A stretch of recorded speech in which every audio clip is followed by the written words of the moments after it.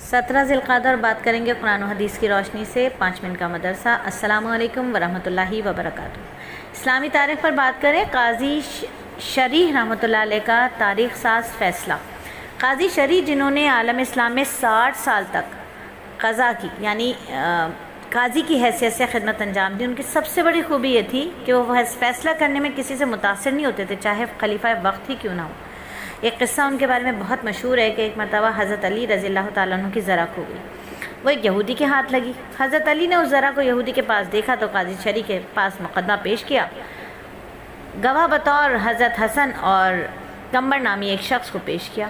قاضی شریح نے کہا، کمبر کی گواہی تو قبول کرتا ہوں لیکن حسن کی گواہی قبول نہیں کرتا، اس لیے کہ باپ کے حق میں بیٹے کی گواہی کو میں معتبر نہیں سمجھتا، لہٰذا آپ رضی اللہ تعالیٰ عنہ دوسرا گواہ لائیں۔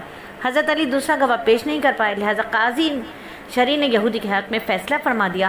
ذرا غور کیجئے، مقدمے میں ایک طرف یہودی ہے اور دوسری طرف خلیفہ راشد حضرت علی ہیں، گواہ حضرت حسن ہیں جنہیں نبی صلی اللہ علیہ وآلہ وسلم نے جنت کے نوجوانوں کا سردار کہا، مگر فیصلہ یہودی کے حق میں ہوتا ہے۔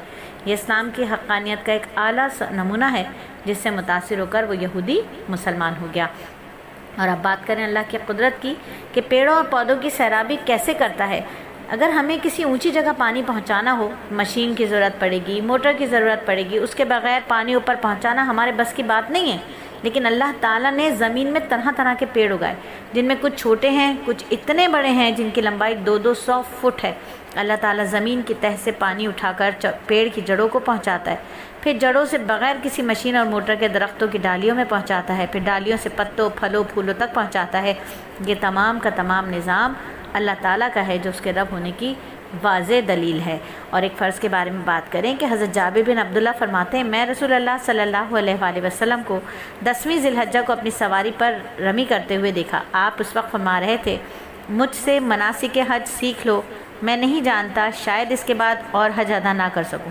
مینا میں مختلف مقامات پر 3 ستون بنے ہوئے ہیں، ان پر کنکریاں مارنے کو رمی جمرات کہتے ہیں جو کہ واجب ہے۔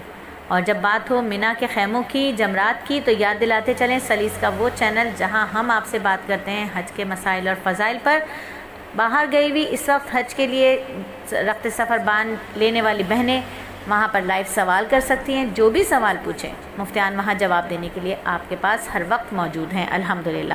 اور ایک فرض کے بارے میں بات کریں اور ایک سنت کے بارے میں بات کریں کہ فجر کی سنت میں قرات کیا ہے۔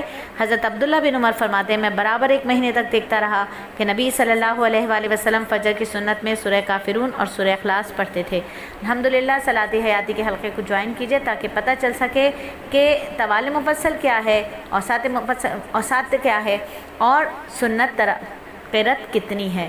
جوائن کرنا مشکل نہیں ہے، صرف اور صرف ایک نمبر ڈائل کرنا ہے 0333130829 اور ایک بہت ہی اہم عمل کی فضیلت کہ شوہر بیوی کے مال سے صدقے کا ثواب، بیوی کو شوہر کے مال سے صدقے کا ثواب۔ رسول اللہ صلی اللہ علیہ وآلہ وسلم نے فرمایا، اگر کوئی عورت اپنے شوہر کی اجازت سے اس کے مال سے اس طرح صدقہ کرے کہ کوئی فضول خرچی اور مال کی بربادی نہ ہو تو اس کو صدقے کا پورا ثواب ملتا ہے اور شوہر کو بھی اتنا ہی ثواب ملتا ہے، اس لیے کہ وہ کما کر لایا۔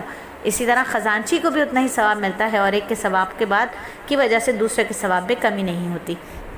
اور ایک گناہ کے بارے میں بات کریں کہ نبی صلی اللہ علیہ وآلہ وسلم نے فرمایا، جو شخص 3 جمعے کو معمولی سمجھ کر چھوڑ دے گا تو اللہ تعالیٰ اس کے دل پر مہر لگا دے گا۔